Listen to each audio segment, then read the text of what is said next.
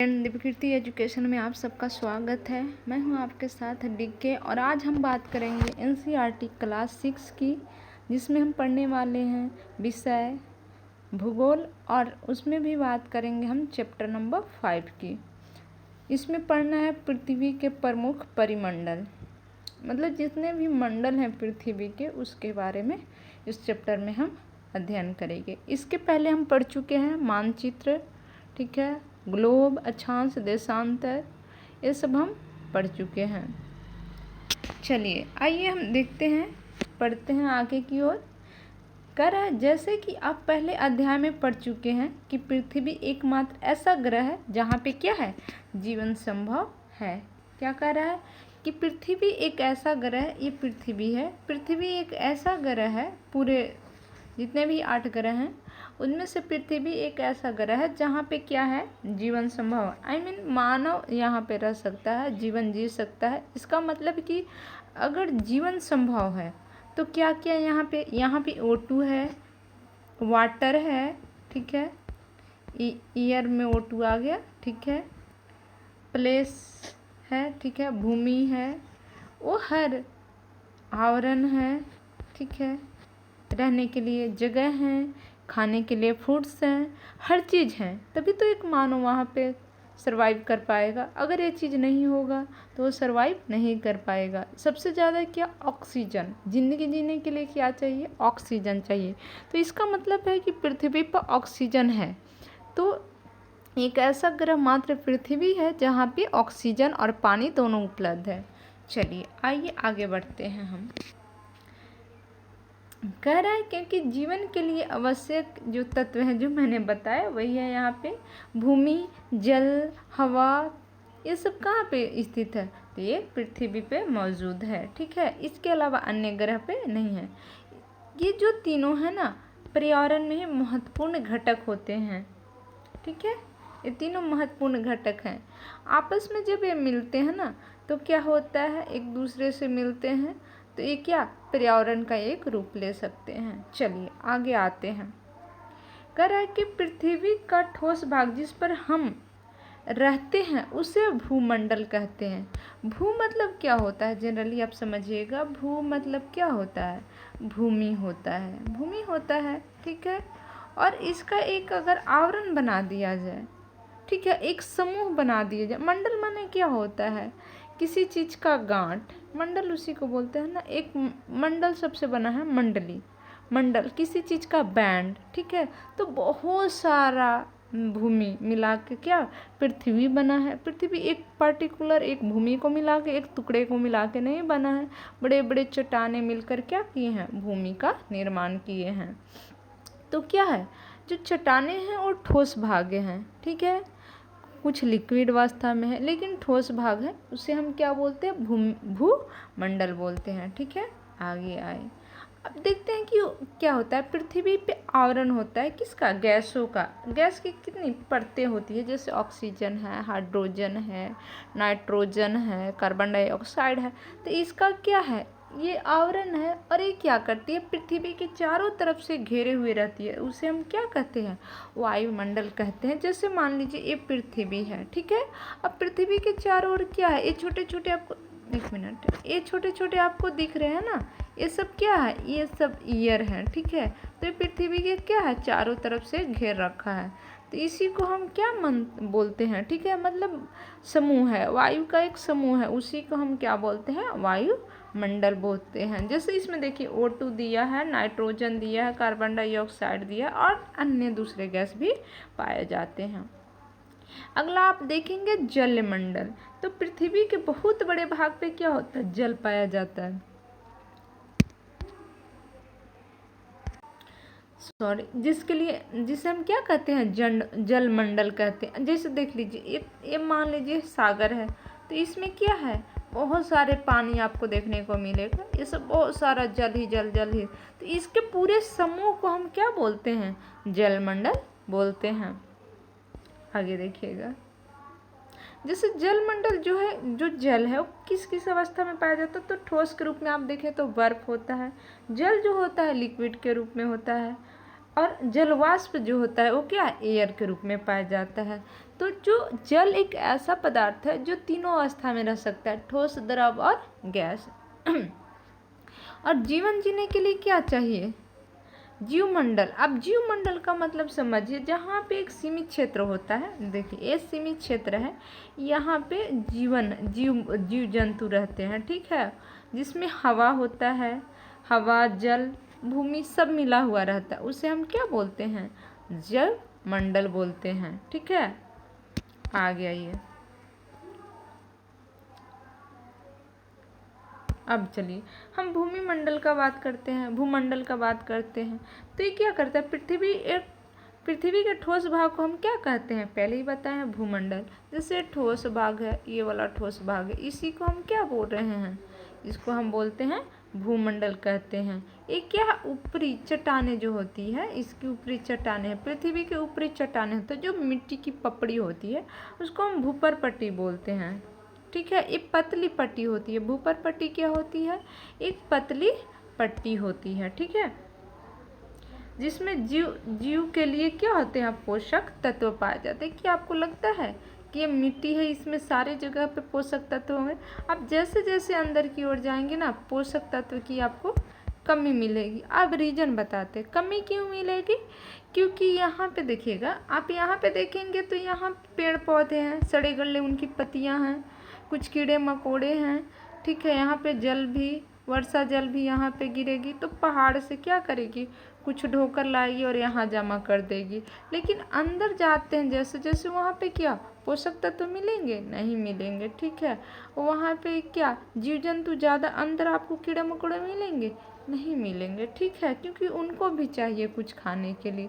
तो पेड़ पत्तियाँ तो सतह पे रहती हैं, तो पेड़ पत्ती जो शाकाहारी छोटे छोटे जो घास फूस खाने वाले जो कीड़े हैं, छोटे छोटे तो कहाँ पाए जाएंगे? सतह पर पाए जाएंगे, क्योंकि वहाँ भोजन उनको उपलब्ध है। तो पोषक तत्व भी कहाँ होगा? सतह पे, भूपर पट्टी पे ही आपको देखने के लिए मिलेगी।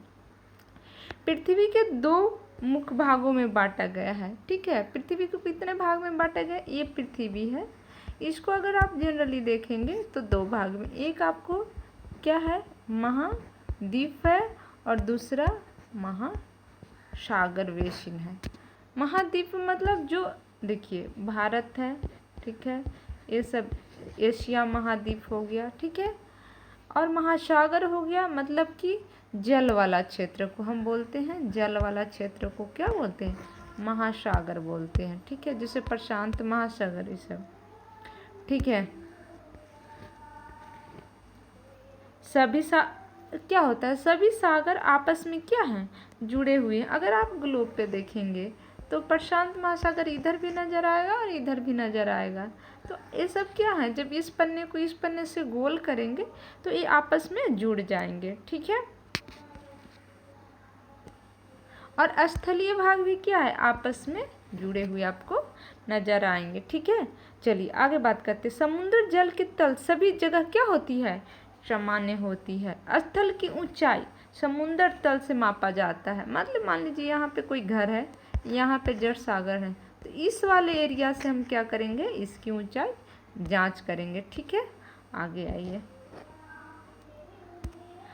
समुद्र तल से जिसका मान क्या होता है? अगर ये समुद्र है तो इसका मान 0 है, यहाँ से 1 2 3 ऐसे करके ऊपर बढ़ता है। चलिए ये देखिए, आपको पूरा ये महासागर दिखाया गया है, देखिए, और महाद्वीप पे दिखा। देखिए आप यहाँ पे देखेंगे, ये प्रशांत महासागर है ग्लोब पे, और यहाँ पे देखिए कौन है? दक्षिणी अमेरिका है, यहाँ पे उत्तरी अमेरिका है, यहाँ पे कौन है? अटलांटिक महासागर है। आप देखेंगे, थोड़ा सा इधर आइएगा, यहाँ पे अफ्रीका है, यहाँ पे यूरोप है, यहाँ पे एशिया है, आपस में जुड़े नज़र आ रहे हैं। यहाँ पे देखिए दक्षिण महासागर है, यहाँ पे देखिए आपस में सब जुड़े हैं। यहाँ पे देखिएगा हिंद महासागर दक्षिण महासागर से जुड़ा हुआ है। फिर इधर देखिएगा तो हिंद महासागर किससे जुड़ा हुआ है? प्रशांत महासागर से। यहाँ पे देखिए आर्कटिक महासागर, ये सब जुड़े हुए नज़र आ रहे हैं। देखिए आर्कटिक महासागर अटलांटिक महासागर से जुड़ा हुआ है ना। तो इस प्रकार से क्या है? आपस में सब जुड़े हुए हैं। चलिए आइए यहाँ बात करते हैं। आप कह रहा है कि विश्व का सबसे ऊंची चोटी माउंट एवरेस्ट, समुद्र तल से इसकी ऊंचाई कितनी है? तो आप अगर देखेंगे तो कहाँ पे स्थित है, तो ये नेपाल में स्थित है। और नेपाल में इसको क्या नाम दिया जाता है, सागर माथा, ठीक है, सागर माथा, जैसे हम इसको एवरेस्ट बोलते हैं, ठीक है। इसकी ऊंचाई देखिएगा तो कितना है, 8,848 मीटर है, ठीक है। समुद्र तल से इसकी ऊंचाई मापा गया है, ठीक है। विश्व का सबसे गहरा भाग कौन सा है, प्रशांत महासागर में है। वो कौन सा है, मेरीन गर्त है, जिसकी अगर गहराई की आप बात करेंगे तो कितना है, 11,022 मीटर है, ठीक है। ये सबसे गहरा कहाँ से, समुद्र तल से। देखिए ये पर्वत है और ये समुंदर है, ठीक, ये समुंदर है आप मान लीजिए, और ये है हिमालय, तो ये है माउंट एवरेस्ट यहाँ पे मान लीजिए। तो इसकी अगर यहाँ से ऊंचाई, तो यहाँ पे 0 है, यहाँ से इसकी हाइट मापा गया तो कितना आया, 8,848 मीटर है। और यहाँ से अंदर की ओर हम समुंदर में गए तो प्रशांत महासागर में जो मेरियाना गर्त है उसका अगर आप गहराई देखेंगे 11,000 कितना है, 22 मीटर है, ठीक है। चलिए आइए अब देखते हैं आगे। यहाँ पे आप देख लेंगे, यहाँ पे है, ठीक है। चलिए अब महाद्वीप की बात करते हैं हम। महाद्वीप की मतलब है कि जो बड़े बड़े देश मिला के एक महादेश बना है। और द्वीप मतलब छोटे छोटे टुकड़े मिलकर क्या करते हैं, एक बड़े मतलब द्वीप का निर्माण करते हैं, मतलब एक बड़ी भूमि, ठीक है। इस प्रकार से आप समझिए, कई देश मिला के एक बड़ा सा महादेश बन गया है, ठीक है, तो उसको हम महाद्वीप बोलते हैं। अगर महाद्वीप की बात करेंगे तो प्रमुख महाद्वीप कितने हैं, तो आप देखेंगे 7 महाद्वीप है। कितने महाद्वीप है, 7 महाद्वीप है, ठीक है। ये विस्तृत जल राशि द्वारा एक दूसरे से क्या है, अलग हो रहे हैं। आप देखेंगे, आप लेफ्ट साइड देखे थे कि प्रशांत महासागर है, राइट साइड भी आप देखे हैं कि कौन से प्रशांत महासागर है। जो इंडिया है वो कहाँ है, हिंद महासागर। देखिए इंडिया है तो यहाँ हिंद महासागर है, ठीक है। इसका अगर देखेंगे तो यहाँ पे दक्षिण महासागर है। यहाँ पे आप देखे थे, एक मिनट आप देखिए, हम रफ इधर थोड़ा सा यहाँ पे बना रहे हैं, ये इंडिया है। एक मिनट आप देखेंगे थोड़ा सा, एक मिनट आप यहाँ देखेंगे इंडिया है, ठीक, ये इंडिया है, आप इंडिया। यहाँ पे आप देखेंगे कि हिंद महासागर है, यहाँ पे आप देखें प्रशांत महासागर है, यहाँ पे देखें कौन, दक्षिण महासागर है, ठीक। यहाँ पे आप देखेंगे तो अटलांटिक महासागर है, यहाँ पे देखेंगे तो आर्कटिक महासागर है, यहाँ पे देखेंगे फिर प्रशांत महासागर। इस तरीके से यहाँ पे देखेंगे उत्तरी अमेरिका है, यहाँ पे आप देखेंगे दक्षिणी अमेरिका है, यहाँ पे आप देखेंगे अफ्रीका है, ठीक है। यहाँ पे आप देखेंगे यूरोप है, यहाँ पे देखेंगे एशिया है, ठीक है।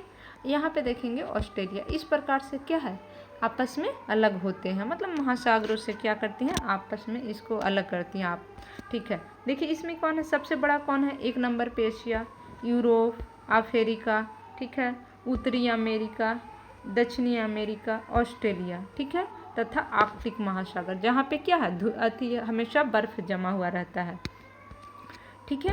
चलिए आइए देखते हैं।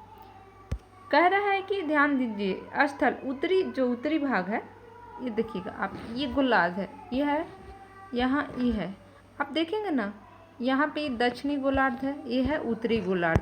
यहाँ पे आपको देखिएगा स्थल ज़्यादा मिलेगा और यहाँ पे आप जल देखेंगे तो ज़्यादा मिलेगा यहाँ पे। इसका मतलब है कि उत्तरी गोलार्ध में क्या, स्थल बहुत ज़्यादा पाया जाता है। अगर आप इस तरीके से ले तो इस वाले भाग में स्थल क्या है, बहुत ज़्यादा पाए जाते हैं और इसमें जल ज़्यादा पाए जाएंगे। क्या पाए जाएंगे, जल ज़्यादा पाए जाएंगे, ठीक है। अब देखिए यहाँ पे क्या आप जानते हैं, न्यूजीलैंड के बारे में कह रहा है। न्यूजीलैंड एडमंड हिलेरी तथा भारत की तेंजियांग नोर्गे शेरपा 29 मई 1953 को पृथ्वी की सबसे ऊंची शिखर माउंट एवरेस्ट पे चढ़ने वाले कौन थे, पहले व्यक्ति थे। कहाँ के थे, न्यूजीलैंड और भारत के। जो न्यूजीलैंड के थे वो हिलेरी उनका नाम था, भारत का जो थे वो तेंजियांग नोर्गे शेरपा थे, ठीक है, चढ़ाई करवाने वाला, ठीक है। और जापान के देखिएगा आप, जुनुको तेवई विश्व की पहली महिला है जो 16 मई 1975 को एवरेस्ट पर कदम रखी। वहीं अगर बछेंद्री पाल की बात किया जाए तो भारत की पहली महिला है जिसने 23 मई 1984 को वहाँ पे एवरेस्ट पे कदम। आपने कभी सोचा कि लोग मई में ही क्यों जाते थे? बर्फ़ की चढ़ाई करने के लिए, एवरेस्ट की चढ़ाई। देखिए क्योंकि ये एवरेस्ट बहुत ज़्यादा ऊंचाई पे है। आप देखिएगा एवरेस्ट क्या है, बहुत ज़्यादा ऊंचा पे है, एवरेस्ट बहुत हाइट पे है, पीक पे है, ठीक है मान लीजिए। अब देखिए जैसे जैसे आप हाइट पे जाएंगे ना वैसे वैसे तापमान क्या होता है, डाउन हो जाता है। जैसे जैसे आप ऊपर चढ़ेंगे तापमान डाउन होने लगेगा। तो जैसे ही तापमान डाउन होगा तो बर्फ़ क्या होंगे, पानी जो हो बर्फ़ का रूप लेना स्टार्ट करेंगे। तो एवरेस्ट पे क्या है, हमेशा बर्फ़ है जमी रहती है। और मई के महीने में देखते हैं तो तापमान थोड़ा ज़्यादा होता है, सन की लाइट क्या होती है, ज़्यादा पड़ती है, जिसके कारण क्या होता है, जो ठंडी है कम लगती है और बर्फ़ थोड़ा सा क्या होता है वहाँ पे चढ़ना, तथा क्या होता है गर्मी के वजह से हवाएं थोड़ा ऊपर उठती है, ठीक है।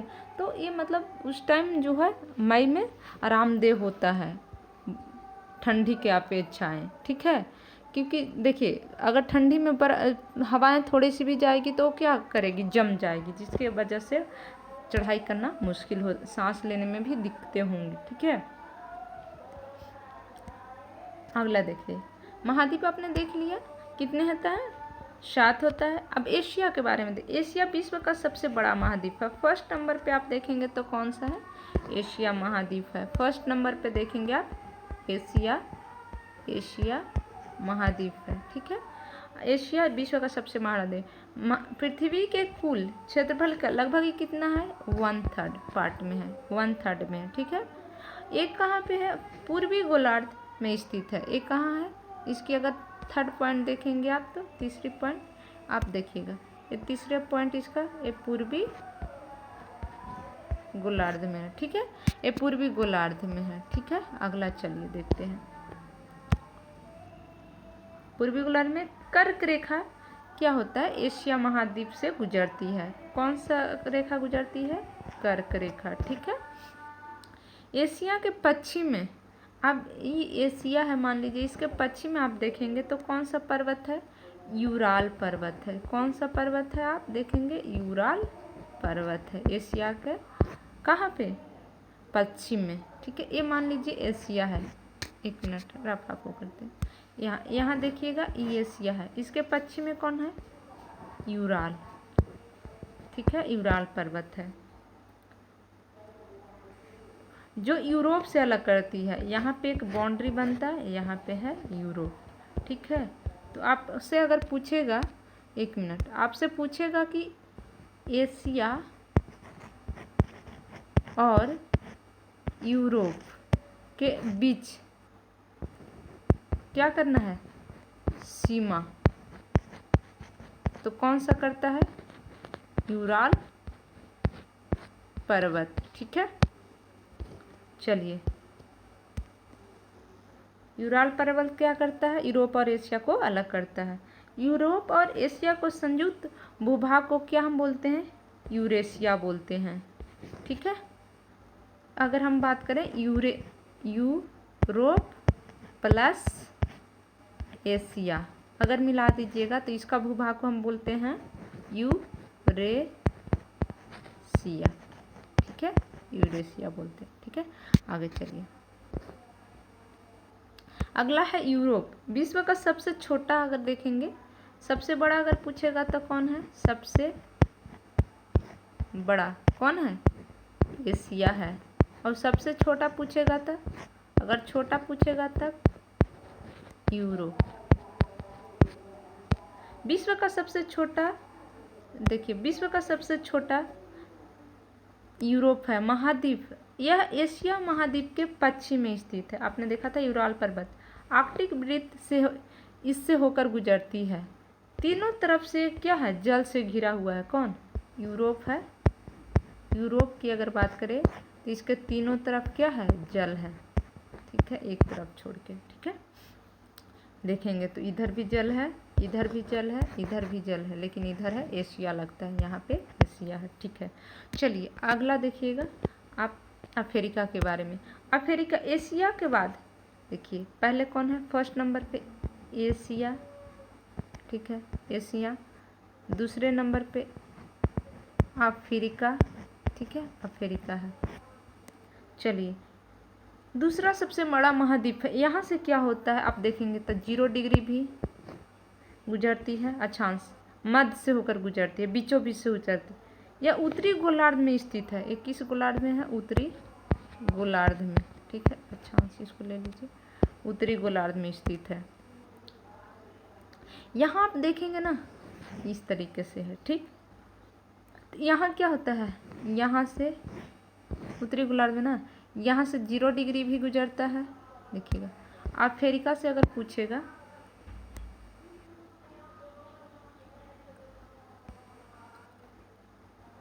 अफ्रीका से,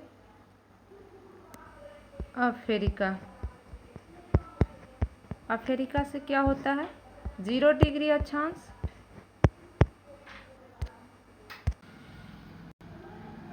क्या होता है यहाँ से 0 डिग्री, और फिर कर्क रेखा भी यहाँ से गुजरती है 23.5 डिग्री, दोनों।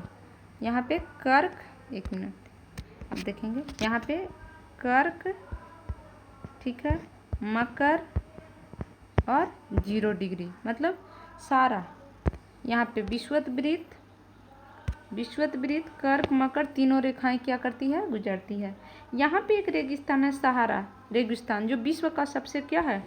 गर्म रेगिस्तान है, जो कि कहाँ स्थित है? अफ्रीका में ही स्थित है। यह महाद्वीप चारों तरफ से समुद्र एवं महासागर से घिरा हुआ है। इस अफ्रीका की बात करेगा तो चारों तरफ से देखेंगे तो क्या है? महासागरों से घिरी हुई है। इसकी सबसे लंबी नदी जो है नील, अफ्रीका से होकर गुजरती है। विश्व की सबसे लंबी नदी इसको माना जाता है, ठीक है। कर्क रेखा, मकर रेखा तथा विषुवत रेखा अब किन किन भागों से गुजरती है? मैप में आप देखेंगे, जब मैं मैप पढ़ाऊंगी तब आप देख लेंगे। अब चलिए अगला देखते हैं, उत्तरी अमेरिका, विश्व का ही तीसरा। फर्स्ट आपने देखा था क्या? देखिए, फर्स्ट पे था एशिया, ठीक है, दूसरा था अफ्रीका, ठीक है, तीसरा था, देखिए तीसरा है उत्तरी अमेरिका, ऐसे समझ लीजिए अमेरिका, ठीक है। विश्व का सबसे तीसरा महाद्वीप यह दक्षिण अमेरिका से एक संक्रिय स्थल से क्या है? पनामा जल संधि से जुड़ी हुई है। देखिए ई है और एक ई है, ठीक। यहाँ पे है पनामा, ठीक है, ये है उत्तरी और ये है दक्षिणी अमेरिका, ठीक है। अमेरिका आ गया, ये देखिए दिखाया है मैप में, आपको हम समझा रहे। ये संधि है जो, इसको हम पनामा बोलते हैं। ये है उत्तरी अमेरिका, आपको ये है दक्षिणी अमेरिका। जल संधि क्या होती है? पानी का सकरा भाग जो 2 बड़ी जल राशि जैसे समुद्र, महासागर एक दूसरे से क्या करते हैं? जुड़ते हैं, ठीक। आप देखेंगे ना आगे, चलिए यहाँ पे जल संधि क्या होती है? स्थल संधि क्या होता है? स्थल का एक सकरा भाग जो 2 बड़े स्थलीय भाग को एक दूसरे से क्या करती है? जोड़ती है। जैसे जोड़ रही है अमेरिका और उत्तरी अमेरिका और दक्षिणी अमेरिका को। देखिए, यह महाद्वीप पूरी तरह से उत्तरी एवं पश्चिमी गोलार्ध में स्थित है। यह महाद्वीप तीनों तरफ से क्या है? पानी से घिरा हुआ है। देखिए, इधर भी पानी है, इधर भी पानी है, ठीक है। इन महासागरों का नाम बताइए। तो आप यहाँ देखेंगे तो कौन सा महासागर है? प्रशांत महासागर है, यहाँ पे अटलांटिक महासागर है और यहाँ पे आर्कटिक महासागर है, ठीक है। आगे देखिए, अब आते हैं दक्षिण अमेरिका। एक दक्षिण अमेरिका अधिकतर भाग क्या है? दक्षिणी गोलार्ध में स्थित है। इसके पूर्व में पश्चिमी महासागर हैं, 2 महासागर स्थित है। देखिए, यहाँ प्रशांत महासागर है, यहाँ अटलांटिक महासागर स्थित है। चलिए, ठीक है। विश्व का सबसे लंबी पर्वत श्रृंखला एंडीज, देखिए एंडीज यहाँ पे है, यहाँ पे एंडीज है, ठीक है, एंडीज है। दक्षिण अमेरिका में विश्व का सबसे बड़ी नदी कौन है? अमेजन नदी। कहाँ बहती है? दक्षिण अमेरिका में। अगला देखिएगा, ये भारत के बारे में थोड़ा सा दर्शा देखिए, यही है जल संधि है जो भारत और श्रीलंका के बीच है। ये कौन सी संधि है? पाक जल संधि, ठीक है। ये कौन सी जल संधि है? पाक जल संधि। आइए, अब ऑस्ट्रेलिया, विश्व का सबसे छोटा महाद्वीप जो पूरी तरह से दक्षिणी गोलार्ध में स्थित है, चारों तरफ से क्या? महासागर तथा समुद्र से घिरा हुआ। इसे द्वीपीय महाद्वीप कहा जाता है। इसे क्या बोला जाता है? द्वीपीय महाद्वीप बोला जाता है। अब कह रहा है एक और है द्वीपीय महाद्वीप का अंटार्कटिका एक बहुत बड़ा महाद्वीप है जो कि दक्षिणी गोलार्ध में स्थित है। ये दक्षिण ध्रुव महाद्वीप के मध्य स्थित है। चूंकि यह दक्षिणी ध्रुव पर स्थित है, यहाँ मोटी बर्फ की क्या होती है, परतें जमी रहती है। यहाँ पे किसी भी प्रकार का मानव का विकास नहीं हुआ है और न ही कभी संभव होगा। यहाँ पे ओनली देश का क्या है, शोध केंद्र है। जैसे भारत की भी आप देखेंगे तो दो शोध केंद्र है, मैत्री और भारतीय। अगला आते हैं जलमंडल। अगर जलमंडल तो पृथ्वी को क्या कहा जाता है, नीला ग्रह। 71% क्या है, देखिए यहाँ पे महासागर है 97, तो ये अलवणीय जल है, इसको हम बोलते हैं अलवणीय जल। देखिए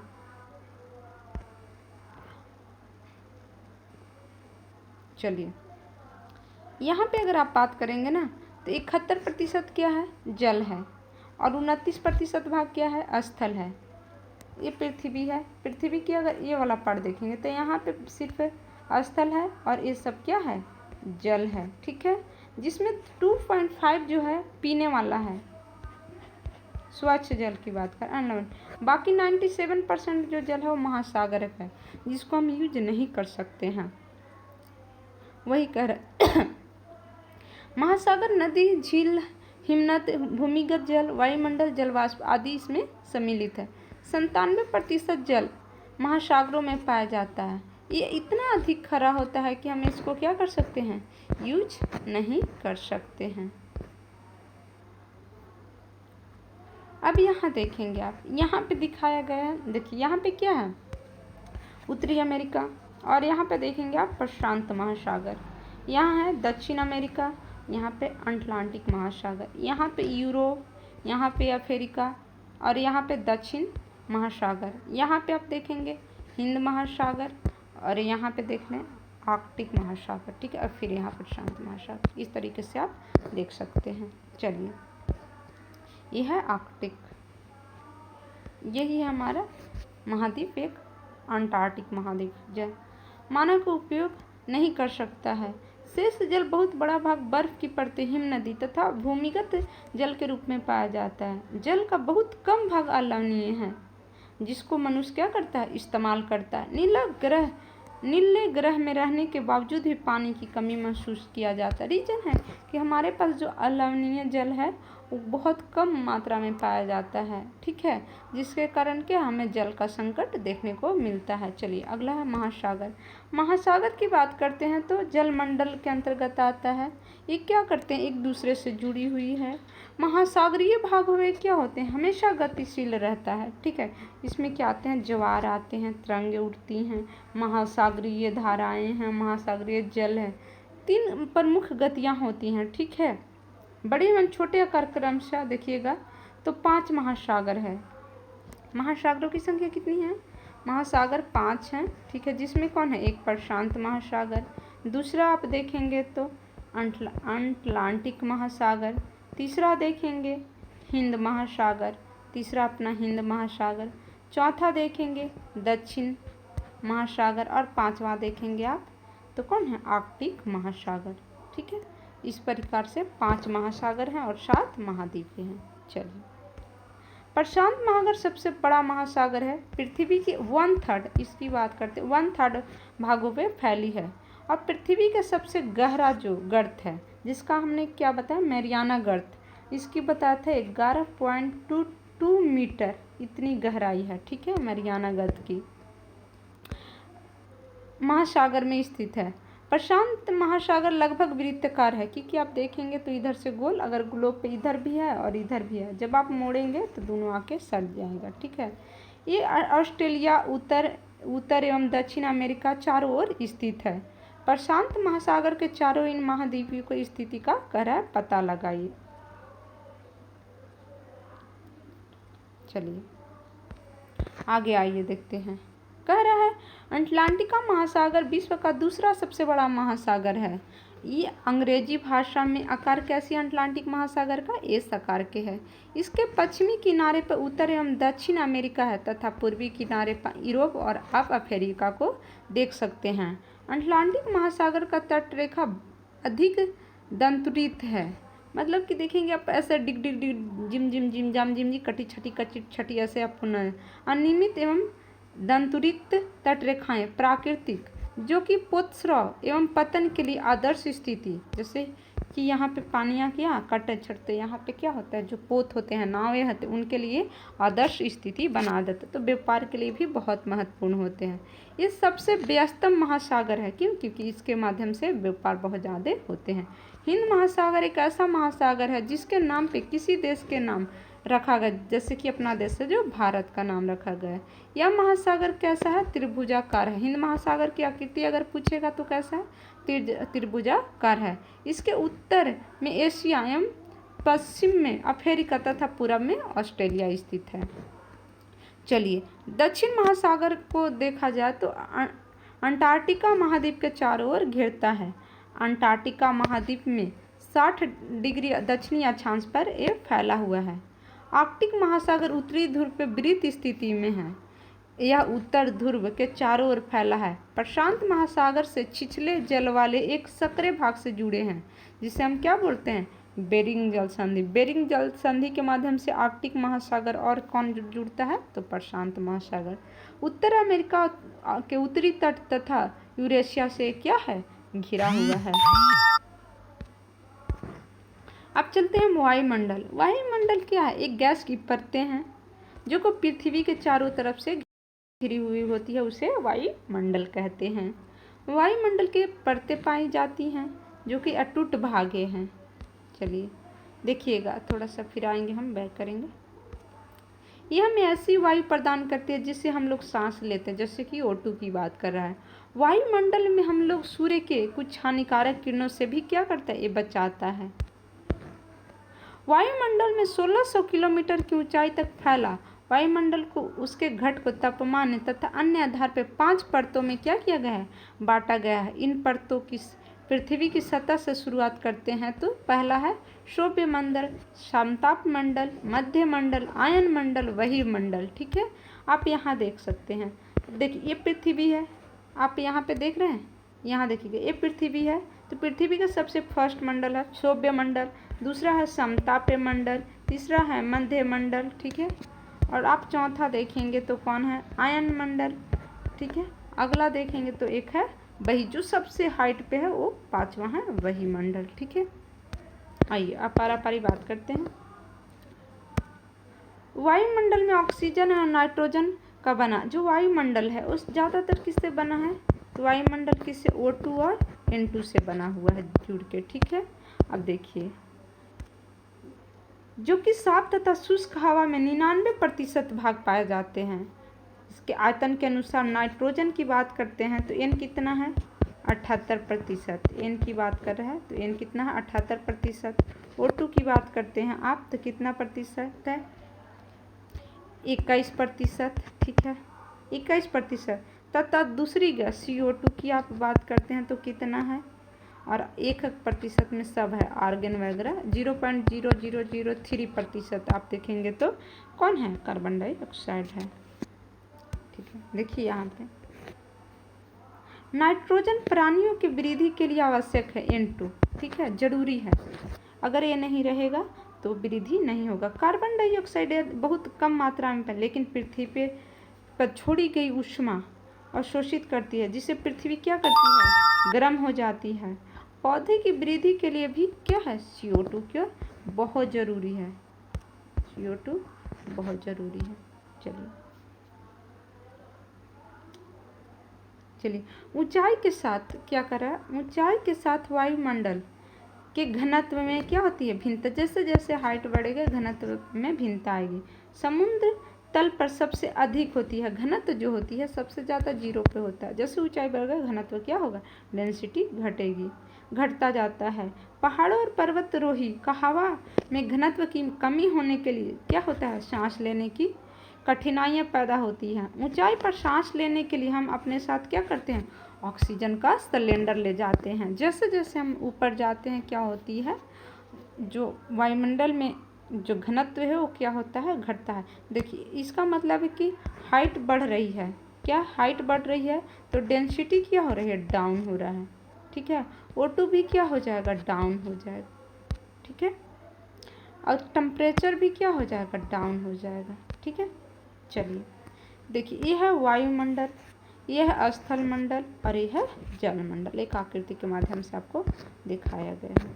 चलिए अब बात करते हैं, ऊपर की ओर जाने पर तापमान क्या होता है, घटता है। हम जैसे ही तापमान की बात करते हैं, डाउन हो गया, हाइट बढ़ रही है, तो तापमान क्या होगा, इन्वर्स। ठीक है, चलिए आगे, वायुमंडल में पृथ्वी पर दबाव डालता है। यह एक स्थान से दूसरे स्थान पर अलग अलग होता है। कुछ क्षेत्र पर अधिक दबाव महसूस करते हैं, जबकि कुछ क्षेत्रों पर हम वायु उच्च दबाव से निम्न दबाव की ओर बहती है। गतिशील वायु को हम क्या कहते हैं, पवन। गतिशील वायु जो होती है उसी को हम क्या, अगर कोई आपसे पूछेगा कि पवन क्या है, तो आप बोल सकते हैं कि गतिशील वायु को हम क्या, पवन बोलते हैं।